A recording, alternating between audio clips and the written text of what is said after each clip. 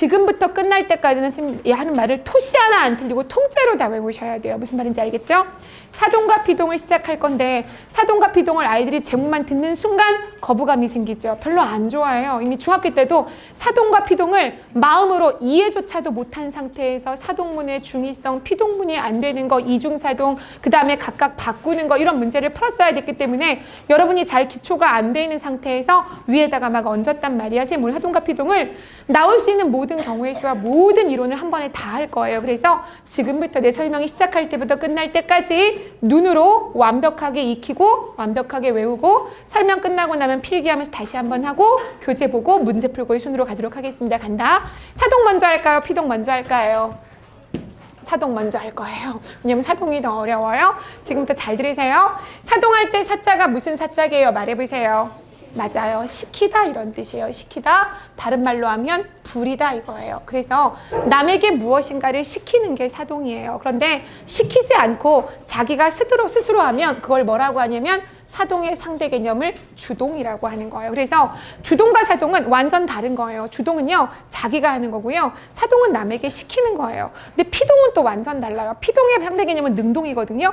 근데 피동과 능동은 머릿속에 그림 그리면 똑같아요. 무슨 말인지 이따가 이야기할게요. 사동과 주동은 완전 달라서 자기가 스스로 하면 주동이라고 해요. 남에게 시키면 사동이라고 이야기하는 거라서 시키다 사, 부리다 사자를 쓰는 거예요. 사동을 만들어주는 방법은 크게 두 가지가 있어요. 선생님 일단은 간단하게 두 가지라고 해놓고 더 자세하게 하면 세 가지까지로 나눠질 수 있고 네 가지까지 될 수 있는데 일단 두 가지로 정리할 거예요. 사동문을 만들 거예요. 주어가 자기 스스로 해요. 아이가 약을 먹었다 그럼 주동이에요. 왜 하필이면 약이라고 하지? 아이가 약을 먹었다 그럼 주동이에요. 어머니가 아이에게 약을 먹이셨다 그러면 사동이 되는 거예요. 그런데 사동문을 만들어주는 방법은 사동문을 짧게 만들어주는 방법이 있고요. 길게 만들어주는 방법이 있어요. 그래서 짧은 사동을 우린 뭐라고 하냐면 단형사동이라고 해요. 그럼 길게 만드는 사동은 뭐라고 할까요? 말해보세요. 맞아요. 장형사동이라고 얘기할 거예요. 단형사동은 뭐 때문에 짧아지는 거냐면 뭐가 들어가냐면 한 글자에 전미사가 들어가요. 또는 물론 두 글자인 전미사가 있기도 한데 전미사가 들어가서 짧아지는 거예요. 우리 전미사가 들어가서 만들어지는 단어를 합성어라고 해요. 파생어라고 해요. 파생어라고 하죠. 그래서 단형사동을 다른 말로 뭐라고도 하냐면 파생적 사동이라고 하는 거예요. 파생적 사동. 즉 단형사동, 파생적 사동은 뭐가 들어가는 거라고요? 전미사가 들어가는 거예요. 그래서 전미사가 붙어서 만들어지는 사동이어서 바로 단형사동, 파생적 사동이라고 하는 거예요. 그러면 사동문을 만들어주는 전미사가 몇 개가 있냐면 이히, 리기, 우구, 추. 몇 개예요? 7개밖에 없어요. 외우시면 돼요. 그래서 뭐가 있냐면 이, 히, 리, 기, 우, 구, 추. 얘가 들어가면 사동이 되는 거예요. 그래서 이거 단어가 들어가면 이 전미사가 들어가면 사동문이 되는데 우구추라고 하는 전미사는 사동에만 있어요. 그런데 문제는 뭐냐면 이 이희락이라고 하는 전미사는 어디에도 있어요? 피동에도 있어요. 그럼 여러분 나중에 어디까지 해야 돼요? 분명히 단어에 이희리기가 들어가서 사동사인지 피동사인지 구별할 수 있어야 돼요. 그래서 이거는 사동문인지 아니면 이거는 피동문인지 구별하는 방법을 이따가 알려드릴 거예요. 요게 들어가서 사동문을 만드는 방법이 있고요. 길게 만들어주는 사동은 다른 말로 뭐라고도 하냐면 파생적 사동이 짧은 사동이라면 긴 사동은 뭐라고 하냐면 통사적 사동이라고도 해요. 통사라고 하는 건 문장이잖아요. 좀 길게 만들어준 사동문을 통사적 사동, 장형사동이라고 하는데 뭐를 붙이면 되는 거냐면 말 그대로 뭐뭇을 시키다. 사동이잖아요. 뭔 말인지 알겠죠? 뭐뭇을 하게 하다. 좀 더 간단하게 쓰면 개하다. 이렇게 쓰면 바로 길게 만들어준 사동문이 되죠. 주어 스스로 하는 게 아니라 남에게 시키는 거예요. 하게 만드는 거예요. 그래서 사동문이 되는 거죠. 그런데 조심할 게 뭐냐면 요 시키다가 선생님 잘 봐. 뭐뭇을 띄고 시키다 하면 장형사동으로 오지만 어떨 때는 시키다가 어떤 단어 뒤에 바로 붙어서 전미사처럼 쓰일 때가 있어요. 그럼 그때 시키다는 여기로 올라갈 수도 있는 거예요. 또 하다라고 하는 게 뭐뭐하게 띄고 하다로 쓰이게 되면 통사적 사동에 들어있지만 하가 어떤 단어 앞에 바로 붙어서 전미사처럼 쓰일 때도 있어요. 그때는 어떻게 되냐면 여기로 올라갈 수도 있어요. 근데 여러분한테 그거를 구별하라고는 안 해요. 선생님 근데 이야기 왜 하냐면 문법책을 보다 보면 어떨 때는 시키다가 여기 있는 경우도 있어요. 시키다는 여기 있어야 되는데 왜 여기 있지? 뭐뭇을 띄고 시키다 하면 통사적 사동이지만 시키가 발전시키다 이렇게 되면 발전 뒤에 시키가 바로 붙어 있죠. 전미사처럼 붙을 때는 여기에 올 수도 있다는 거예요. 중요하지 않아요? 이게 붙으면 사동문이 되는 거예요. 그런데 선생님 사동문의 예문을 잠깐 볼게요. 선생님 봐. 아이가 약을 먹다라는 문장이 있어요. 아이가 자기 스스로 먹는 거죠. 그런데 이거를 사동문으로 바꾸어요. 먹다에다가 전미사 뭐 들어갈 수 있을까요? 이밖에 못 들어가죠. 그래서 먹이다가 되면 반드시 뭐가 있어야 되냐면 아이가 약을 그냥 먹는 게 아니라 누군가가 시켜야 되잖아요. 그래서 주동문에서 사동문으로 바뀔 때는 반드시 있어야 되는 필수적인 변화가 뭐냐면 새로운 주어가 생긴다는 거예요. 왜냐하면 누가 시켜야 될 거 아니야. 그래서 어머니가라는 주어를 선생님 만들게요. 어머니께서 그럼 아이가는 뭐로 바뀔까요? 아이에게 약을 먹이셨다. 이렇게 되는 거죠. 먹였다. 뭐 높임을 빼버릴까요? 그냥 간단하게 보이기 위해서 약을 먹였다. 이렇게 바뀌는 거예요. 그러면 이쪽이 지금 주동이잖아요. 이쪽이 지금 사동이잖아요. 주동의 사동으로 바뀔 때 막 주어는 뭐로 바뀌었어요? 원래 있던 주어는 뭐로, 목적어는 뭐, 이런 거는 다 외우지 마세요. 왜냐면 시험 볼 때 확인하면 돼요. 약을이란 목적어는 그대로 약을이구나. 아이가라는 원래 있던 주어는 부사어가 됐구나. 확인하면 되고요. 여러분이 기억할 것은 주동의 사동으로 갈 때 반드시 뭐가 생긴다? 새로운 주어가 생길 수밖에 없다. 왜? 누군가가 시켜야 하는 거니까. 그런데 선생님이 이 문장을 적은 이유가 있어요. 잘 보세요. 요 게하다를 이쪽으로 적어 놓을게요. 뭐뭐하게 하다. 의미를 잠깐 볼 거예요. 어머니가 아이에게 약을 먹였다라고 만들 수도 있고요. 어머니께서 아이에게 약을 먹으라고 시키다. 이렇게 만들 수도 있죠. 선생님 위에 만든 사동문은 단형사동이고요. 밑에 만든 사동문은 뭐가 돼요? 장형사동이 되는 거예요. 근데 어머니께서 아이에게 약을 먹었다라고 하는 이 사동문은 의미가 몇 가지가 되냐면 의미가 두 가지가 돼요. 머릿속에 그림 그려볼까요? 어머니가 아이에게 약을 먹이셨다. 첫 번째 방법은 이리 와 하고 아이의 입을 벌려서 숟가락으로 약을 어머니가 직접 넣어주는 거예요. 가능하죠? 이걸 뭐라고 하냐면 직접사동이라고 하는 거예요. 그런데 어머니가 아이에게 약을 먹이시는 방법은 약만 주고 야, 약 먹어. 그래서 아이가 먹었을 수도 있어요. 그럼 뭐가 되냐면 이것은 간접사동이 되는 거예요. 그러니까 이렇게 되면 뭘 가지게 되는 거야? 사동문이 중의성을 가지게 되는 거야. 사동문이 중의성을 가지게 되는데 신기한 것이 이 단형사동을 뭐로 바뀌었게요? 이번에는 장형으로 바꾸었더니 머릿속에 그림 그려보세요. 어머니가 아이에게 약을 먹으라고 시켰다. 어머니가 아이에게 약을 먹게 하다 그러면 뭐 만들까요? 누가 먹어야 돼요? 아이가 먹어야 돼요. 그러니까 무슨 사동만 되는 거예요? 간접사동의 의미만 갖게 되는 거예요. 그래서 사동문이 정리해 볼까요? 단형사동일 때는 해석의 중의성을 갖게 된다. 직접사동과 간접사동의 의미를 갖게 되는데 이것이 장형으로 바뀌게 되면 간접사동의 의미만 갖게 된다. 어디까지 이해하셔야 되냐면 뭐가 직접인데 시키는 사람이 직접 하면 직접사동이에요. 시켰더니 아이가 있으면 간접사동이 되는 거예요. 사동문은 뭐가 있을 수 있어요? 사동문은 중의성을 가지고 있다는 것을 아셔야 돼요. 그래서 사동문의 중의성에 대해서 있어요. 하나 더, 사동문이 시험에 나오면 또 뭐가 나오냐면 이중사동이라고 하는 게 시험에 나와요. 이중사동. 이중사동은 뭐 하는 거냐면 사동을 만들어주는 표현이 이히리기 우구추라는 전미사를 쓰거나 뭐뭇을 시키다 뭐뭐하게 하다를 쓰는데 이 중에 두 개를 동시에 쓰는 거예요. 있어요. 이중사동. 선생님 이야기 왜 하냐면 피동에 가잖아요. 이중피동은 없어요. 이중피동 쓰잖아요. 다 틀린 거예요. 이번에 동계올림픽 중계하는 거 봤어요? 선생님 중계방송 보면서 계속 거슬렸던 게 뭐냐면 아나운서가 계속 이중피동을 쓰는 거예요. 잘못된 표현이거든요. 그거에 거슬려서 제대로 경기를 볼 수가 없었어. 자, 이중사동 보겠습니다. 이중사동 선생님 예를 들어볼게요. 잘 보세요. 이중사동. 주어는 생략하고 문장을 쓰겠습니다. 짧게 쓰기 위해서 건물을 세우다라는 문장이 있어요. 건물을 세우다. 질문. 세우다의 기본형은 뭘까요? 세다가 아니에요. 세다 하면 하나, 둘, 셋, 넷 카운트하다가 돼버려요. 가장 기본형이 뭘까요? 어디에서 왔을까요? 서다에서 왔어요. 그럼 기본형이 서다인데 서다가 세우다가 되려면 전미사 뭐가 들어가야 되게요? 서에다가 뭐가 붙으면 세가 될까요?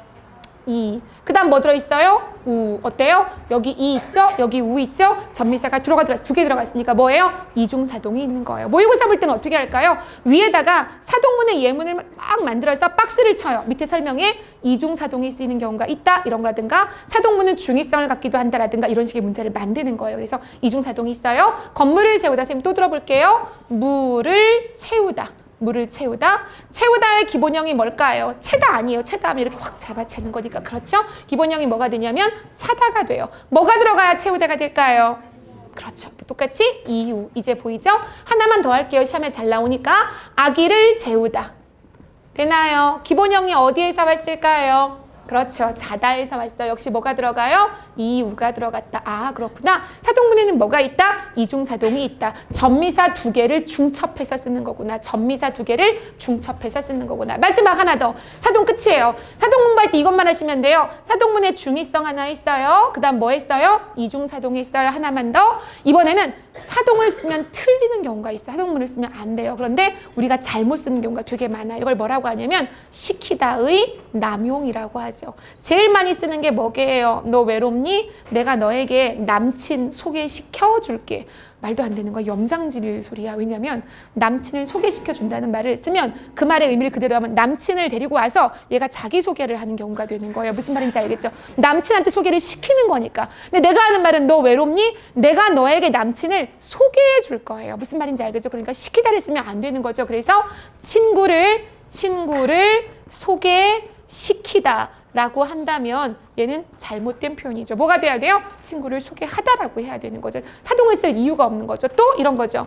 덥니? 내가 에어컨을 가동시킬게. 틀려요. 에어컨한테 뭘 시켜요? 못 알아들어요. 에어컨한테 시키는 게 아니라 에어컨을 뭐 해요? 작동하는 거죠. 그래서 기계를 가동시키다. 되게 많이 쓰는 표현이죠. 그래서 기계를 선생님 지금 잘못 쓰이는 표현을 쓰고 있어요. 가동시키다. 가동시키는 거 아니에요. 기계한테 뭘 시켜요? 기계를 가동하는 거죠. 무슨 말인지 알겠죠? 잘못된 사동 표현이에요. 또 시적으로 쓴다고 또 잘못 쓰는 거. 시키다의 남용은 아니지만 사동 잘못 쓰는 것 중에 하나가 이거예요.